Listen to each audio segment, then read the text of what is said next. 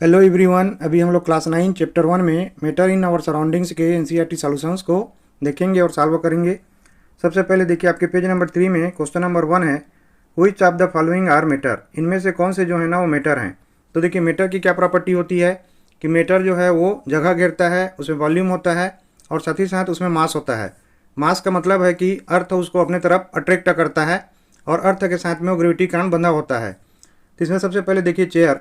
तो चेयर जो है ना एक मीटर है, क्योंकि चेयर क्या है, इसमें वॉल्यूम है, ये जगह घेरता है, हम लोग देखते हैं। और ये जो ग्रेविटी है ना उसमें अट्रैक्टेड रहता है क्योंकि इसमें मास होता है।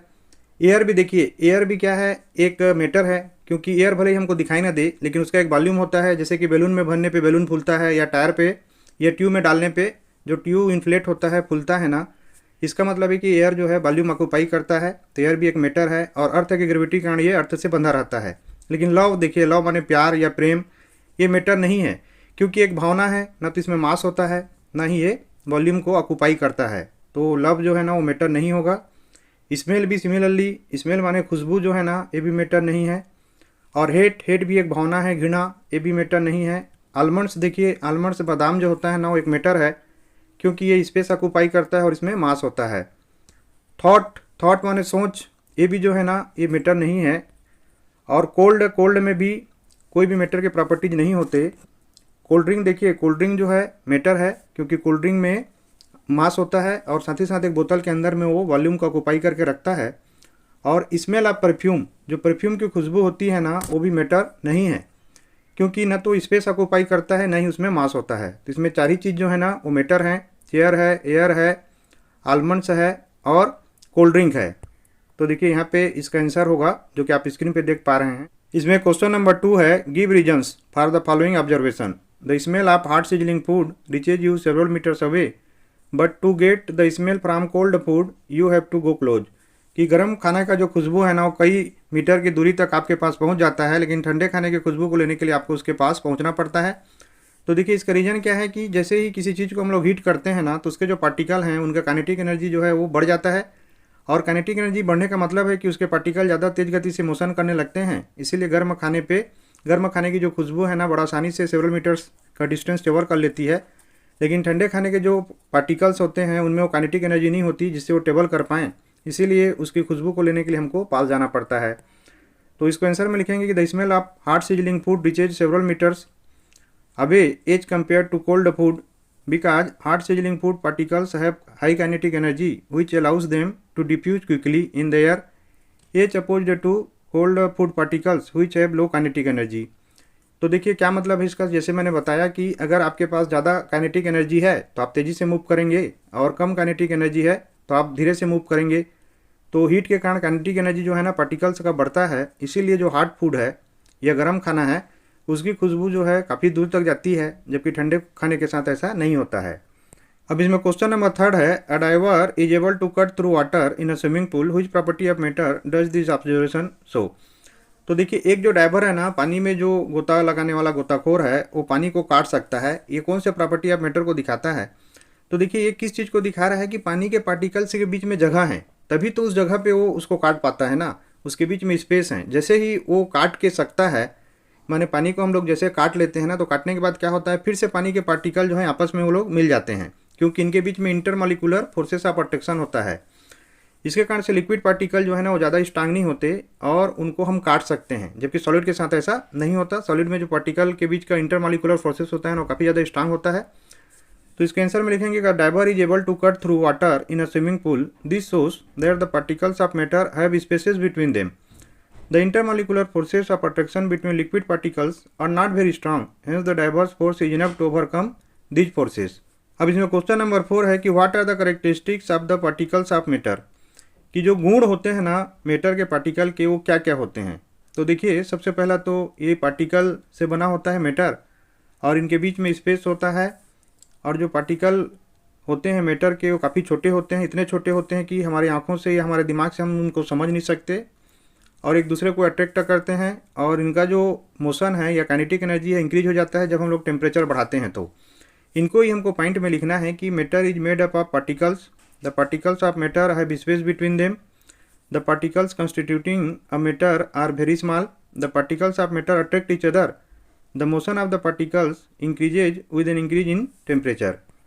इसके बाद देखिए पेज नंबर 6 में क्वेश्चन नंबर फर्स्ट है कि the mass per unit volume of a substance is called density. Density equal to होता है मास अपन वॉल्यूम, ठीक है।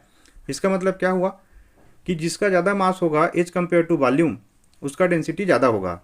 तो arrange the following in order of increasing density: air, exhaust from chimney, Honey, water, chalk, cotton and iron. तो देखिए इसमें सबसे ज़्यादा डेंसिटी किसका होगा? आयरन का होगा, क्योंकि आयरन का मास जो है ना वो सबसे ज़्यादा होता है।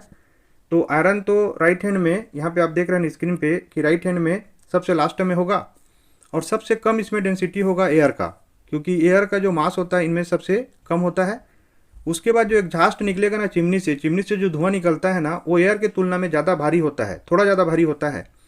फिर उसके बाद कॉटन आ जाएगा, कॉटन के बाद वाटर आएगा, वाटर के बाद हनी होगा, और हनी के बाद चाक होगा, और चाक के बाद आयरन होगा। तो इस प्रकार से जो डेंसिटी का इंक्रीजिंग ऑर्डर है ना वो हमको मिल जाएगा। यहाँ पे आप स्क्रीन पे देख पा रहे हैं कि सबसे कम डेंसिटी होगा एयर का, फिर एग्जॉस्ट फ्रॉम चिमनीज का, फिर कॉटन का, फिर वाटर का, फिर हनी का, फिर चाक का और आयरन का। क्वेश्चन सेकेंड कहे है tablet the differences in the characteristics of states of matter, कि जो डिफरेंसेस होते हैं, अंतर होता है स्टेट्स ऑफ मैटर के गुणों में या कैरेक्टरिस्टिक्स में, उसको हमको एक टेबल के फॉर्म में यहाँ पे बनाना है। तो यहाँ पे ध्यान से देखिएगा, काफ़ी इंपॉर्टेंट क्वेश्चन है कि difference in the characteristics of 3 states of matter. इसमें देखिए कैरेक्टरिस्टिक्स है, फर्स्ट में है शेप। तो सॉलिड, लिक्विड, गैस के साथ शेप में क्या होता है? तो देखिए सॉलिड का जो शेप है ना वो फिक्स्ड होता है, लिक्विड का कोई भी फिक्स्ड शेप नहीं होता, वो डिपेंड करता है कि किस बर्तन में आप उसको डाल रहे हैं। और गैस का भी कोई फिक्स्ड शेप नहीं होता कि जिस कंटेनर में आप उसको भरेंगे उसमें वो भर जाता है। वॉल्यूम, सॉलिड का वॉल्यूम जो है ना फिक्स्ड होता है, लिक्विड का भी वॉल्यूम फिक्स्ड होता है। याद रखिएगा लिक्विड का शेप चेंज होता है, वॉल्यूम चेंज नहीं होता।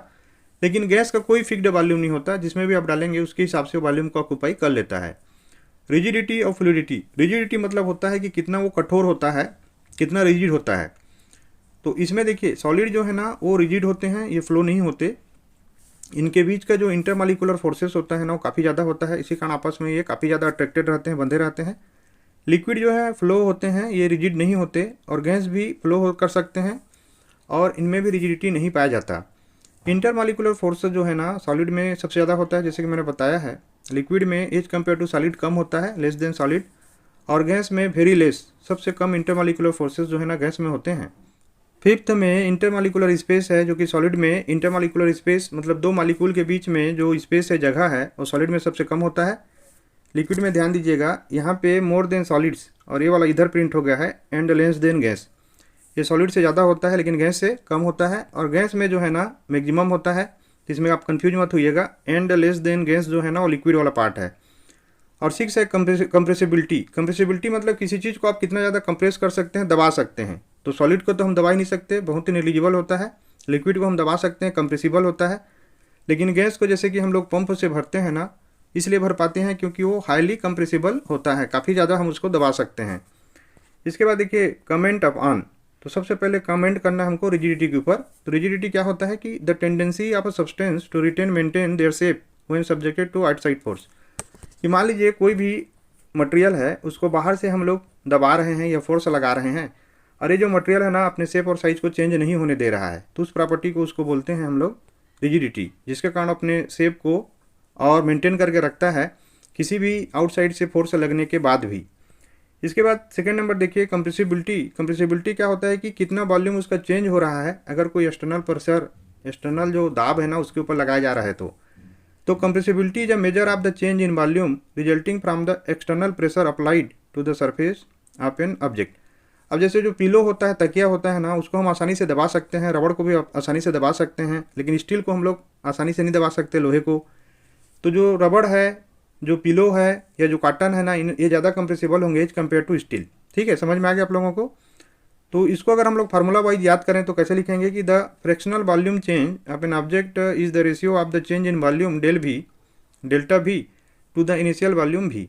तो अगर हम लोग इसको निकालना चाहें कि कंप्रेसिबिलिटी कितना है, तो जो चेंज इन वॉल्यूम है ना, डेल्टा भी को डिवाइड करेंगे ओरिजिनल वॉल्यूम से, तो हमको जो है ना कंप्रेसिबिलिटी मिल जाएगा। इसके बाद नेक्स्ट देखिए फ्लूइडिटी। फ्लूइडिटी क्या होता है कि the tendency of particles to flow is called fluidity. Liquids and gases are can flow. ठीक है, तो जो आदत होता है या जो टेंडेंसी होता है पार्टिकल्स का फ्लो करने के लिए, उसको फ्लूइडिटी बोलते हैं। तो जैसे पानी बहता है, लिक्विड है वो वाटर, इसलिए वो बहता है क्योंकि उसमें फ्लूइडिटी है।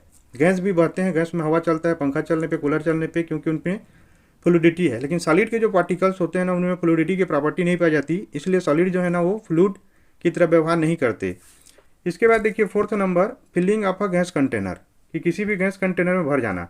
तो देखिए किसी भी गैस को आप डालिएगा कंटेनर में तो क्या होगा कि चाहे वो गैस कितने भी मात्रा में क्यों ना हो और कंटेनर कितना छोटा या कितना बड़ा क्यों ना हो, वो गैस क्या करेगा, उस कंटेनर के वॉल्यूम को ऑक्यूपाई कर लेगा, है ना।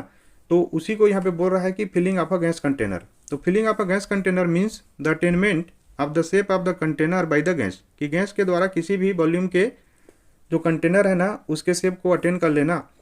As we know that solids do not need a container to contain them, whereas liquids need a container to contain them, while gases have the property to fill the container completely। तो solid को किसी भी प्रकार के container का जरूरत नहीं होता, वो अपने आप में ही एक कंटेनर के टाइप का बिहेव करता है। लिक्विड को कंटेनर चाहिए, नहीं तो स्पेस में फैल जाएगा, सरफेस में वो चारों तरफ बिखर जाएगा।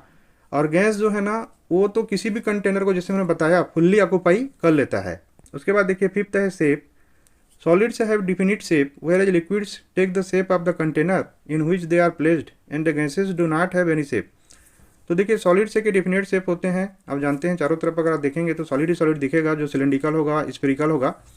लेकिन लिक्विड जो होता है ना वो जो भी वॉल्यूम में उसको डाला जाता है उस वॉल्यूम के शेप को ऑक्यूपाई कर लेता है। और गैस को जैसे मैंने बताया कि वो किसी भी वॉल्यूम आप डालिए उस वॉल्यूम के हिसाब से अपने आप को चेंज कर लेता है, मतलब अपने शेप को चेंज कर लेता है, इसीलिए उनका कोई शेप नहीं होता। उसके बाद काइनेटिक एनर्जी देखिए, काइनेटिक एनर्जी का मतलब होता है कि जो पार्टिकल जो है कितना स्पीड में मोशन कर पा रहा है, कितना तेजी से वो मूवमेंट कर पा रहा है।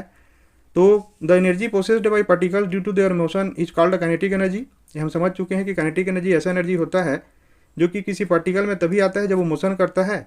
Molecules of gases vibrate randomly as they have maximum kinetic energy, कि जो गैस के मॉलिक्यूल्स होते हैं ना वो बहुत ही ज़्यादा मूव करते हैं, क्योंकि उनकी जो काइनेटिक एनर्जी होती है तीनों स्टेट में, सॉलिड, लिक्विड और गैस में सबसे ज़्यादा होती है। उसके बाद जैसे डेंसिटी इक्वल टू होता है मास अपान वॉल्यूम, ठीक है। तो मास अपान वॉल्यूम किसका ज़्यादा होगा, डेफिनेटली है कि मास अपान वॉल्यूम ज़्यादा होगा सॉलिड का, फिर उसके बाद होगा लिक्विड का, फिर होगा गैस का। तो डेंसिटी का डिफिनेशन क्या हो गया कि it is defined as mass per unit volume, the solids have highest density.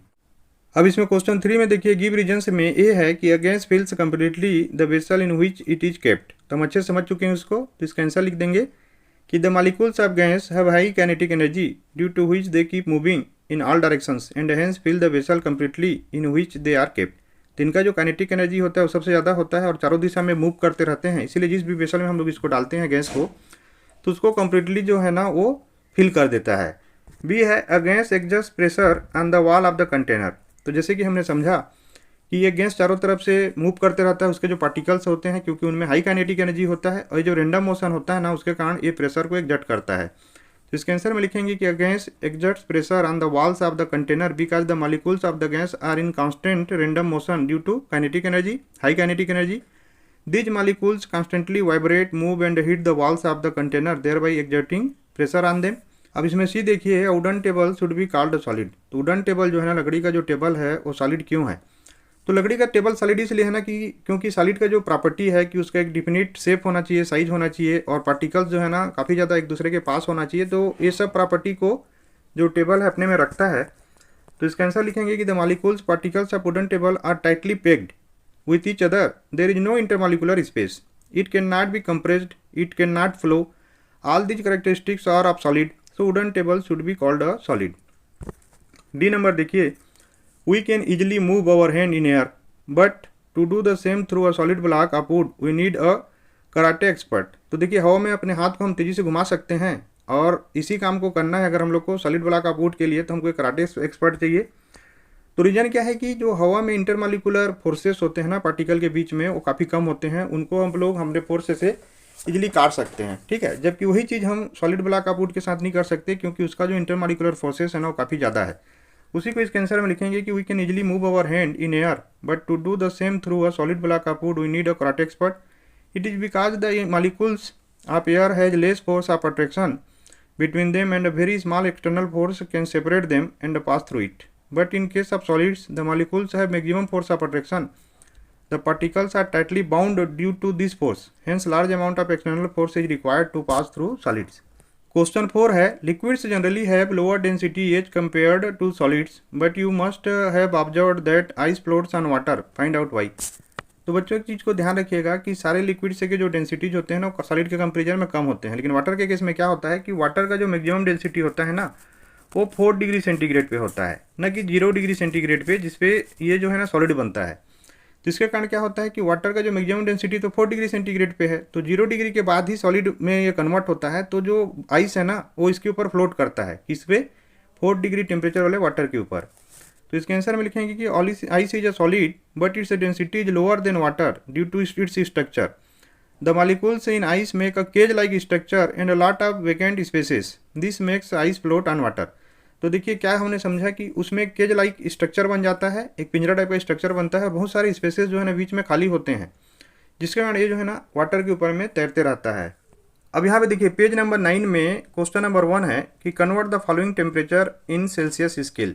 ये जो यहाँ पे दो टेम्परेचर दिया हुआ है 300 केल्विन और 573 केल्विन, उसको सेल्सियस में हमको कन्वर्ट करना है। तो याद रखिएगा इसके लिए एक गोल्डन चीज़ है जिसको आपको याद करना है, वो है 0 डिग्री सेंटीग्रेड इक्वल टू होता है 273 केल्विन। ठीक, अब इसका मतलब क्या है कि यहाँ पे मान लीजिए 300 केल्विन है, इसको मेरे को कन्वर्ट करना है सेल्सियस में, तो मैं क्या करूँगा 300 माइनस 273 कर दूंगा, तो मेरे को कितना मिलेगा 27 मिलेगा। तो ये 27 डिग्री सेंटीग्रेड आ जाएगा। किसका आंसर?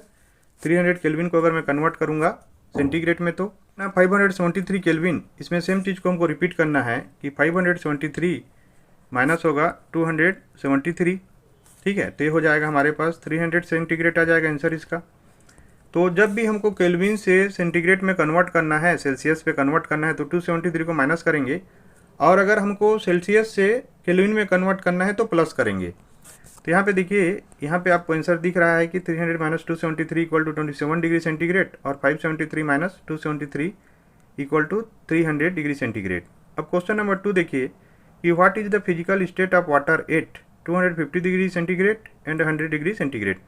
तो देखिए यहाँ पे 250 डिग्री सेंटीग्रेड पे ना वाटर का जो स्टेट होगा वो गैसी होगा, क्योंकि ये 100 डिग्री को पार कर चुका है, माने जो लेटेंट हीट ऑफ वेपराइजेशन है ना उसको ये पार कर चुका है। मतलब स्टेट को कन्वर्ट करने के लिए और इसको हीट देना नहीं पड़ेगा।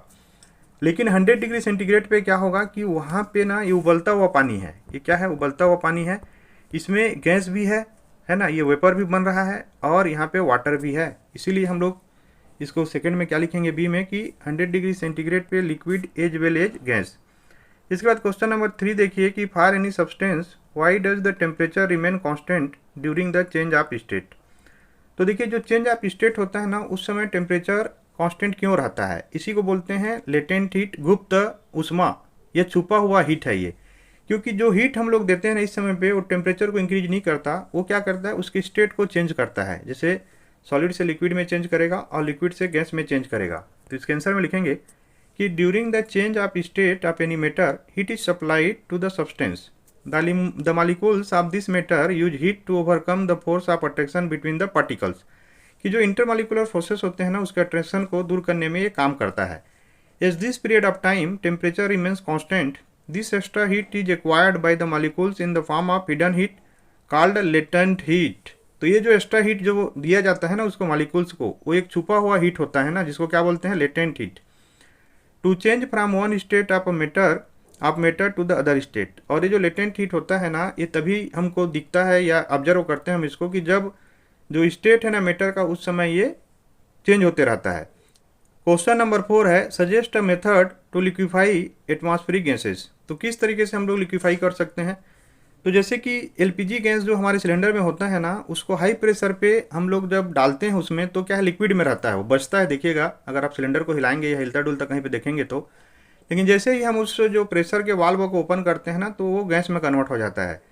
तो इसके आंसर में लिखेंगे कि the atmospheric gases are taken in a cylinder with piston fitted on it by cooling and applying pressure on them the gases can be liquefied, है ना। तो जो एटमॉस्फेरिक गैस होता है उसके सिलेंडर में जिसमें पिस्टन फिट हो वहाँ पे हम लोग डालते हैं, उसको ठंडा करते हैं, प्रेशर डालते हैं, तो उससे क्या होता है ये गैस में कन्वर्ट होता है।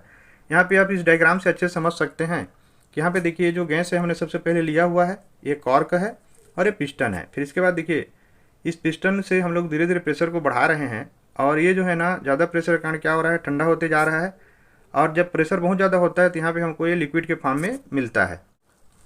अब पेज नंबर 10 के क्वेश्चन पे आ चुके हैं। क्वेश्चन नंबर 1 है कि why does a desert cooler cool better on a hot dry day, कि जो डेजर्ट कूलर होता है ना वो हॉट ड्राई डे पे अच्छा से ठंडा क्यों करता है।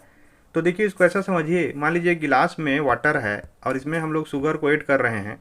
तो ये जो वाटर है ना, इस वाटर पे अगर पहले से शुगर नहीं होगा तो इसमें ज़्यादा शुगर ऐड होगा। सेम वही कॉन्सेप्ट यहाँ पे होता है कि मान लीजिए हॉट ड्राई डे पे क्या है कि जो आसपास का सराउंडिंग है ना उसमें जो वाटर के पार्टिकल हैं या मॉइस्चर है वो काफ़ी कम है।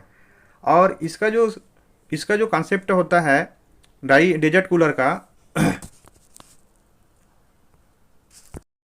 पेज नंबर 10 में क्वेश्चन नंबर 1 है कि why does a desert cooler cool better on a hot dry day. तो आंसर में लिखेंगे कि a desert cooler cools better on a hot dry day because on a hot dry day temperature is high and humidity is less which helps in better evaporation. Evaporation increases with decrease in humidity due to the higher rate of evaporation. It gives better cooling effect. तो देखिए क्या होता है hot dry day पे कि जो outer atmosphere है ना इसमें ह्यूमिडिटी जो है ना वो कम होता है। इसको ऐसा समझिए कि मान लीजिए एक गिलास है, इसमें वाटर है और इस वाटर पे हम लोग शुगर को ऐड कर रहे हैं। तो मान लीजिए इस गिलास में जो वाटर है ना उसमें पहले से शुगर ऐड नहीं है तो इसमें ज़्यादा मात्रा में जो शुगर है ना वो ऐड होगा। सिमिलरली एटमॉस्फेयर में अगर ह्यूमिडिटी माने वाटर के जो वेपर है ना वो कम होंगे आउटर एटमॉस्फेयर में तो यूपरेशन का इफेक्ट जो है ना ज़्यादा होगा, क्योंकि यूपरेशन तभी ज़्यादा बढ़ता है जब ह्यूमिडिटी कम हो। इस कारण से क्या होता है जो हॉट ड्राई डे होता है ना उसमें जो डेजर्ट कूलर है वो काफ़ी अच्छा कूलिंग इफेक्ट देता है। इसके बाद क्वेश्चन नंबर 2 देखिए कि how does the water kept in an earthen pot मटका बिकम कूल ड्यूरिंग समर। तो किस प्रकार से जो मटका होता है ना उसमें पानी डालने पे पानी जो है ठंडा हो जाता है, कूल हो जाता है। तो इसके पीछे में रीजन वही है यूपरेशन का कि मान लीजिए मटका है, यहाँ पे पानी रखा हुआ है तो उसमें छोटे छोटे पोर्स होते हैं, छोटे छोटे छेद होते हैं जहाँ से पानी कंटिन्यूसली बाहर निकलते रहता है, जैसे हमारे बॉडी से स्वेट या पसीना बाहर निकलता है। और आउटर एटमॉस्फेयर में जो हीट है ना उसके कारण ये बार बार यूपरेट होते रहता है, जिसके कारण मटका में पानी जो है वो ठंडा होता है। तो इसके आंसर में लिखेंगे कि the earthen pot is porous with lot of pores on it, the water oozes out through these pores and the water gets evaporated at the surface of the pot thereby causing cooling effect. जैसे मैंने explain किया, this makes the pot cold and the water inside the pot cools by this process. अब question number 3 है कि why does our palm feel cold when we put some acetone और petrol और perfume on it, कि जो हमारी हथेली है ना वो ठंड को क्यों महसूस करती है जब हम कुछ एसीटोन पेट्रोल या परफ्यूम उसमें डालते हैं। तो इसमें भी रीजन यूपरेशन का है कि जो एसीटोन है, परफ्यूम है और ये जो पेट्रोल है ना इनका जो बॉइलिंग टेम्परेचर होता है काफ़ी लो होता है। हमारे बॉडी टेम्परेचर से ये लोग बॉयल हो जाते हैं और यूपरेट होते हैं, और यूपरेटिंग कारण जैसे आपको मालूम है कि कूलिंग इफेक्ट पैदा होता है। तो इसके आंसर में लिखेंगे कि when we put some acetone और पेट्रोल और perfume on our palm it evaporates during evaporation particles of the liquid absorb energy from the surface of the palm to compensate for the loss of energy, making the surroundings cool. Hence, our palm feels cold when we put some acetone or petrol or perfume on it.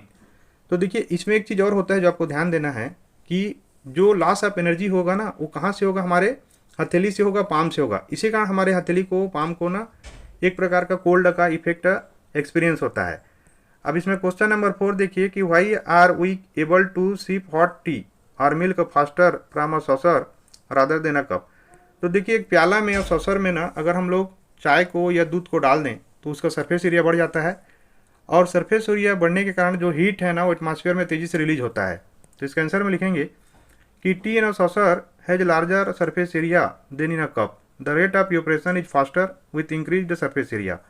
और जो यूपरेशन का rate है ना वो ज़्यादा होता है अगर हम लोग सरफेस एरिया को बढ़ा देते हैं। तो the cooling of tea in saucer takes place sooner than in a cup, hence we are able to sip hot tea or milk faster from a saucer rather than a cup. अब question number 5 देखिए, what type of cloth should we wear in summer, कि summer में हमको कैसे कपड़े पहनना चाहिए। तो समर में हमको ऐसे कपड़े पहनना चाहिए जिसमें यूपरेशन जो है ना वो तेज़ी से हो ताकि हमको ज़्यादा ठंड मिले। तो इसका आंसर लिखेंगे कि we should wear light coloured cotton clothes in summer, कि हमको हल्के कलर का कॉटन क्लॉथ समर में पहनना चाहिए, जैसे कि खादी वगैरह हुआ। Light colour because it reflects heat, और हल्के जो रंग होते हैं ना वो हीट को एब्जॉर्ब नहीं करते, उसको रिफ्लेक्ट करते हैं जिससे वो ठंड हमको लगता है उसमें। और cotton clothes because it has pores in it, जैसे कि मटका में पोर्स होता है तो इसमें भी छोटे छोटे पोर्स होते हैं। Which absorb sweat and allows the sweat to evaporate faster thereby giving cooling effect, जिससे क्या करता है जो पसीना है उसको एब्जॉर्ब कर लेता है और पसीने को यूपरेट करने में काफ़ी ज़्यादा मदद करता है, जिससे जो कूलिंग इफेक्ट है हमको काफ़ी अच्छे से फील होता है। अब हम लोग इसके आगे में एनसीईआरटी के जो टेक्स्ट बुक के क्वेश्चंस हैं ना उसको देखेंगे। क्वेश्चन नंबर 1 है कि convert the following temperatures to the Celsius scale. तो जैसे मैंने बताया कि यहाँ पे हमको सेल्सियस स्केल में कन्वर्ट करना है। यहाँ पे केल्विन में दिया हुआ है 293 केल्विन और 470 केल्विन, तो बहुत ईजी है। तो देखिए 293 केल्विन को क्या करेंगे हम लोग, 293 माइनस 273 कर देंगे, ये हमको अच्छे से आ गया है। इक्वल टू हो जाएगा 20 डिग्री सेंटीग्रेड, ठीक है। और यहाँ पे ये बना हुआ है। इसके बाद देखिए 470 केल्विन को आप कन्वर्ट करके तुरंत देखिए तो क्या करना है, 470 माइनस 273 करेंगे तो कितना आएगा, 10 में 3 गया तो 7 और 16 में यहाँ पे ये जो है ना कैरी हो जाएगा तो 6 हो जाएगा, तो 16 में 7 जाएगा तो 9 आ जाएगा और ये 4 यहाँ पे 3 हो जाएगा, 3 में 2 जाएगा तो 1 आ जाएगा, तो ये 197 डिग्री सेंटीग्रेड हो जाएगा। यहाँ पे देखिए ये सॉल्यूशन जो है ना सेम टू सेम बना हुआ है। सेम उसी प्रकार से क्वेश्चन नंबर 2 में बोलता है कि convert the following temperatures to the Kelvin scale. तो केल्विन स्केल में करने के लिए क्या करना है हमको, सेंटीग्रेड को 273 को प्लस करना है। जैसे कि ये में 25 डिग्री सेंटीग्रेड है तो 25 प्लस 273 कर दीजिए तो कितना हो जाएगा, ये हो जाएगा 298 केल्विन, ठीक है। उसी प्रकार से 373 डिग्री सेंटीग्रेड को अगर केल्विन में कन्वर्ट करेंगे तो यहाँ पे हम लोग इसको प्लस करेंगे 273 से, हो जाएगा 646 केल्विन। इसके बाद क्वेश्चन नंबर 3 है give reason for the following observations. ये है नेप्थलीन बाल से disappear with time without leaving any solid. तो जो नेप्थलीन बाल होता है जिसको डामर गोली बोलते हैं सामान्य भाषा में, वो गायब हो जाता है बिना कोई सॉलिड छोड़े हुए। क्या रीज़न है इसका, तो देखिए रीज़न ये है कि ये सब्लिमेशन के प्रोसेस से जाता है और सब्लिमेशन में क्या होता है कि सॉलिड लिक्विड में कन्वर्ट नहीं होता बल्कि वो सीधा गैस के फॉर्म में कन्वर्ट हो जाता है। तो आंसर में लिखेंगे कि naphthalene balls disappear with time without leaving any solid because they undergo sublimation, they directly change into vapour without passing through the liquid state. अब क्वेश्चन नंबर इसका बी है we can get the smell of perfume sitting several metres away. तो देखिए इसका reason क्या है, इसका reason ये है कि ये जो परफ्यूम में वोलेटाइल सॉल्वेंट होता है। वोलेटाइल सॉल्वेंट मतलब जो कि लिक्विड की स्टेट पे ज़्यादा अच्छे से नहीं रहता बल्कि वो गैसियस में तुरंत कन्वर्ट हो जाता है और उसी में से जो स्मेलिंग वेपर्स होते हैं ना उसके अंदर में होते हैं और ये डिफ्यूज होते हैं बहुत तेज़ी से एयर में। जैसे कि एयर के पार्टिकल हैं तो इनका जो काइनेटिक एनर्जी है वो ज़्यादा होता है, इनका डिफ्यूजन रेट ज़्यादा होता है। तो ये जो स्मेल हैं, स्मेल के जो पार्टिकल हैं या परफ्यूम में जो खुशबू है उसके जो पार्टिकल हैं बहुत तेज़ी से इसमें डिफ्यूज होते हैं। तो इसके आंसर में लिखेंगे कि this is because perfumes contain volatile solvent which carries present smelling vapours, they diffuse quite fast and can reach to people sitting several metres away. इसके बाद देखिए क्वेश्चन नंबर 4 है कि arrange the following substances in increasing order of forces of attraction between the particles. बहुत easy है, इसमें water, sugar, oxygen दिया हुआ है। शुगर एक सॉलिड है तो इसमें जो अट्रैक्शन है सबसे ज़्यादा होगा, इसमें इंक्रीजिंग ऑर्डर में बोलता है जो सबसे कम अट्रैक्शन होगा ऑक्सीजन में होगा, फिर उसके बाद वाटर का ऑक्सीजन से ज़्यादा होगा और शुगर का सबसे ज़्यादा होगा। तो यहाँ पे देखिए सबसे कम है ऑक्सीजन में, फिर वाटर में, फिर शुगर में। तो इस टाइप से इसके आंसर में हमको लिखना है। अब इसमें क्वेश्चन नंबर 5 है कि what is the physical state of water eight. जो वाटर का फिजिकल स्टेट है वो 25 डिग्री सेंटीग्रेड पे क्या होगा, तो उसको याद करके रखिएगा। वाटर जो है ना 0 डिग्री सेंटीग्रेड पे फ्रीज होकर बर्फ़ बनता है और 100 डिग्री सेंटीग्रेड पे ये बॉयल होकर गैस के फॉर्म में कन्वर्ट होने लगता है। तो 0 डिग्री सेंटीग्रेड पे इसका स्टेट दोनों रहेगा, सॉलिड भी रहेगा और लिक्विड भी रहेगा, और 100 डिग्री सेंटीग्रेड पे लिक्विड भी रहेगा और गैस भी रहेगा। अब देखिए 25 सेंटीग्रेड तो 0 और 100 के बीच में है, तो ए में क्या लिखेंगे हम लोग कि 25 डिग्री सेंटीग्रेड पे लिक्विड रहेगा। जैसे मैंने बताया 0 डिग्री सेंटीग्रेड पे ये सॉलिड रहेगा या लिक्विड रहेगा और 100 डिग्री सेंटीग्रेड पे ये लिक्विड रहेगा और ये गैस के फॉर्म में होगा। क्वेश्चन नंबर 6 है give 2 reasons to justify a water at room temperature is a liquid. कि हमको 2 रीजन बताना है इस चीज़ को जस्टिफाई करने के लिए कि जो पानी है वो रूम टेम्परेचर पे लिक्विड होता है। तो देखिए इसके आंसर में लिखेंगे कि 2 reasons are as following. First है कि हम लोग अच्छे से समझ चुके हैं कि intermolecular forces between the water molecules are less. कि जो इंटरमॉलिक्यूलर फोर्सेस होते हैं आपस में जो बल होता है मॉलिक्यूल्स के बीच में वाटर में वो कम होता है सॉलिड के कंपेरिजन में। सेकेंड है intermolecular spaces and kinetic energy among the water molecules are more. और जो हम लोग समझ चुके हैं कि इंटरमॉलिक्यूलर स्पेस जो है ज़्यादा होता है वाटर मॉलिक्यूल्स के बीच में और काइनेटिक एनर्जी भी ज़्यादा होता है एज कम्पेयर टू सॉलिड, इसलिए रूम टेम्परेचर पे लिक्विड में होता है। अब इसका भी है एन आयरन अलमीरा is a solid at room temperature. कि जो आयरन का अलमारी होता है वो रूम टेम्परेचर पे सॉलिड होता है। तो इसका आंसर लिखेंगे कि एन आयरन अलमीरा is solid at room temperature because, कि जो आयरन का अलमारी होता है लोहे का वो ठोस होता है रूम टेम्परेचर पे, क्योंकि first it's melting point is above the room temperature, क्योंकि जिस टेम्परेचर पे लिक्विड में कन्वर्ट होता है ना आयरन वो काफ़ी ज़्यादा होता है रूम टेम्परेचर के कंपेरिजन में, इसलिए सॉलिड होता है। सेकेंड है it has definite shape and size eight room temperature, और रूम टेम्परेचर में इसका जो शेप है और जो साइज है ना वो डिफिनिट होता है, निश्चित होता है, इस कारण से ये सॉलिड होता है। इसके बाद क्वेश्चन नंबर 7 देखिए, why is ice at 273 Kelvin more effective in cooling than water at the same temperature. तो देखिए ये ऐसा होता है ना कि आइस जो है उसका स्टेट सॉलिड है और वो ज़्यादा कूलिंग इसलिए करेगा क्योंकि वो सॉलिड से जब तक लिक्विड बनेगा तब तक भी वो हीट को एब्जॉर्व करेगा, इससे ज़्यादा कूलिंग इफेक्ट जो है ना पैदा होगा एज कम्पेयर टू वाटर। तो इसका आंसर लिखेंगे कि ice at 273 Kelvin will absorb latent heat, जैसे मैंने बताया लेटेंट हीट मतलब वो जो स्टेट चेंज करने का हीट है उसको एब्जॉर्व करेगा। तो ice at 273 Kelvin will absorb latent heat from the medium to overcome the fusion to become water, hence the cooling effect of ice is more than the water at same temperature because water does not absorb this extra heat from the medium। तो देखिए एक extra heat latent heat जो है ना वो absorb करता है ice as compare to water, इसी कारण से इसका कूलिंग इफेक्ट जो है ज़्यादा इफेक्टिव होता है। इसमें क्वेश्चन नंबर 8 है what produces more severe once boiling water or steam. तो किस में ज़्यादा जलन होगा हमको, बॉइलिंग वाटर से होगा, उबलते पानी से होगा, या भाप से होगा, स्टीम से होगा। तो देखिए स्टीम में वही लेटेंट हीट छुपा हुआ है क्योंकि अब वो गैस में कन्वर्ट हो चुका है, इसके कारण उसमें हमको सीवियर बर्न्स जो है ना ज़्यादा होगा।